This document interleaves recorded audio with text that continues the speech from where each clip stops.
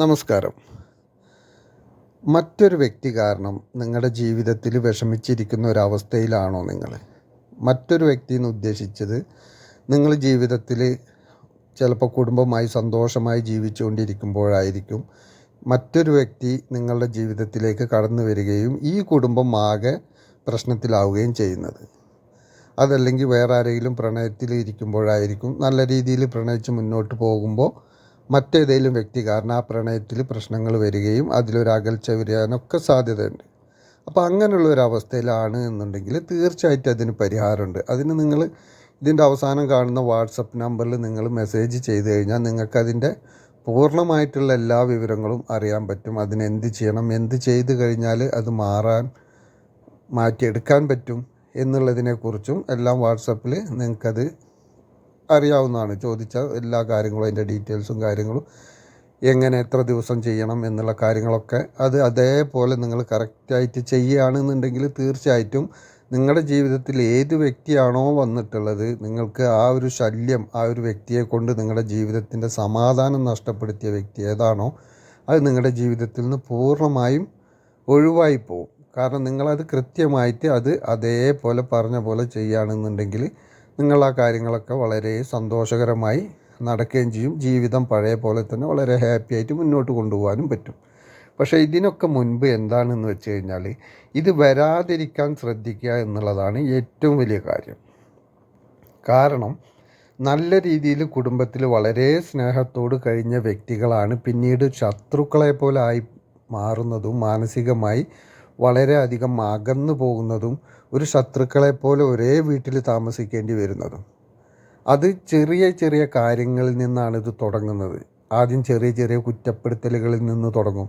ചെറിയ കുറ്റപ്പെടുത്തലുകൾ അത് വലുതാകും തോറും വലുതായി പോകും തോറും മറ്റേ വ്യക്തിക്ക് തോന്നുന്നത് എന്താണെന്ന് വെച്ച് കഴിഞ്ഞാൽ എന്നോടിപ്പോൾ പഴയ പോലത്തെ ആ ഒരു സ്നേഹമില്ല എന്നുള്ളൊരു തോന്നലിലേക്ക് എത്തും. ആ തോന്നൽ മനസ്സിൻ്റെ ഉള്ളിൽ കിടന്ന് അതിനെക്കുറിച്ച് തന്നെ നിങ്ങൾ 100 വട്ടം ചിന്തിച്ച് അത് വലിയ വിഷയത്തിലേക്ക് മാറും. നിങ്ങൾ എന്ത് കാര്യത്തെക്കുറിച്ചാണോ കൂടുതലും ചിന്തിച്ചു കൊണ്ടിരിക്കുന്നത് ആ കാര്യം തന്നെ നിങ്ങളുടെ ജീവിതത്തിലേക്ക് പിന്നെയും വന്നുകൊണ്ടേയിരിക്കും.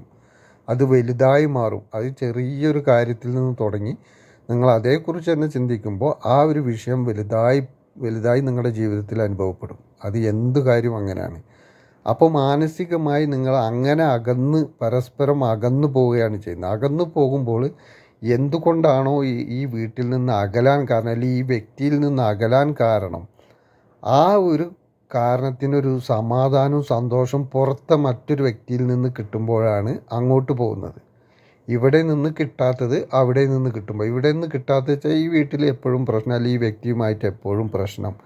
ഈ പ്രശ്നത്തിൽ നിൽക്കുമ്പോൾ മനസ്സൊരു സമാധാനമില്ലാത്തൊരവസ്ഥയിലേക്ക്, എനിക്കാരുമില്ല അല്ലെങ്കിൽ എന്നോട് യഥാർത്ഥത്തിൽ ആർക്കും ഒരു സ്നേഹമില്ല എന്നൊരു തോന്നൽ വരുമ്പോൾ ആ ഒരു കുറവാണ് പുറത്തെ വ്യക്തിയിൽ നിന്ന് നികന്നു പോകുന്നത്.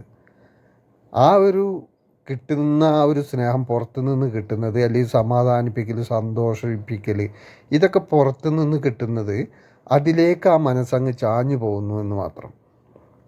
അപ്പോഴാണ് ആ വ്യക്തിയുമായിട്ട് കൂടുതൽ അടുത്ത് പോകുന്നത്. ആ ഒരു സ്നേഹവും സന്തോഷവും ഇവിടെ വീട്ടിൽ നിന്ന് കിട്ടേണ്ടതും കൊടുക്കേണ്ടതുമായത് കിട്ടാത്തത് കൊണ്ടാണ് പുറത്തേക്ക് മനുഷ്യ മനസ്സ് അങ്ങനെയാണ്. എവിടെയാണോ സമാധാനം സന്തോഷം കിട്ടുന്നത് അങ്ങോട്ട് പോയിക്കൊണ്ടിരിക്കും. അപ്പോൾ അത് വീട്ടിൽ നിന്ന് കിട്ടേണ്ടത് കിട്ടാതെ വരുമ്പോൾ പുറത്തുനിന്ന് കിട്ടുമ്പോൾ അതിലേക്ക് പോകുന്നു. വീട്ടിൽ ആർക്കും ഒന്നിനും നേരമില്ല എന്നുള്ളതാണ് സത്യം.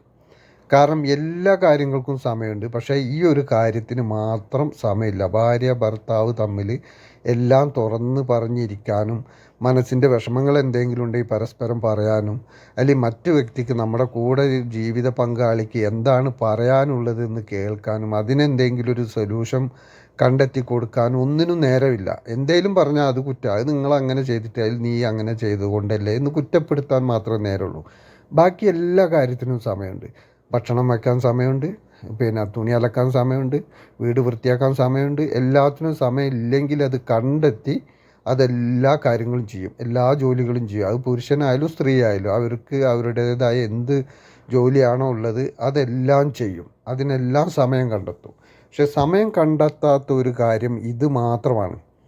ഈ കുടുംബജീവിതത്തിലെ ഭാര്യയും ഭർത്താവും അല്ലെങ്കിൽ പ്രണയിക്കുന്നവർ തമ്മിലാണെങ്കിലും ശരി, എന്താണോ അവരാഗ്രഹിക്കുന്നത് യഥാർത്ഥത്തിൽ ഇതിനെക്കുറിച്ച് മാത്രം ചോദിക്കാൻ, പ്രണയിക്കുന്ന സമയത്ത് പിന്നെയും അതിനെക്കുറിച്ചൊക്കെ ക്ലിയറായിട്ട് ചോദിക്കുക. അതുകൊണ്ടാണ് ആ പ്രണയ സമയത്ത് അത് കൂടുതലും നല്ല അട്രാക്ഷനിൽ നിൽക്കുന്നത്. പക്ഷേ വിവാഹം കഴിഞ്ഞാൽ തീർച്ചയായിട്ടും അത് ചോദിക്കാനും സമയമില്ല, സമയം കണ്ടെത്താറില്ല, അതൊരാവശ്യമായിട്ട് ആർക്കും തോന്നിയിട്ടുമില്ല.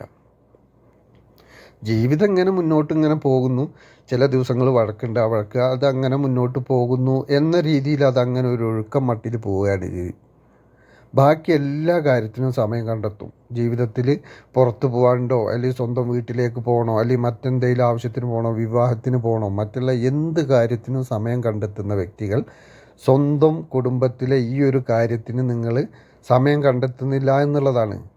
മറ്റെന്ത് ജോലികളൊന്നും മാറ്റി വെച്ചാലും ഇതിന് ദിവസവും കുറച്ച് സമയം കണ്ടെത്തണം എന്നുള്ളത് അത്യാവശ്യമാണ്. കുറച്ച് സമയം കണ്ടെത്തി ഒരുമിച്ചിരുന്ന് എന്തെങ്കിലുമൊക്കെ ഉണ്ടെങ്കിൽ അന്നന്നത്തെ കാര്യങ്ങൾ എന്തെങ്കിലുമൊക്കെ ഉണ്ടെങ്കിൽ പരസ്പരം പറഞ്ഞ് അതിൽ കുറ്റപ്പെടുത്തലുകളില്ലാതെ.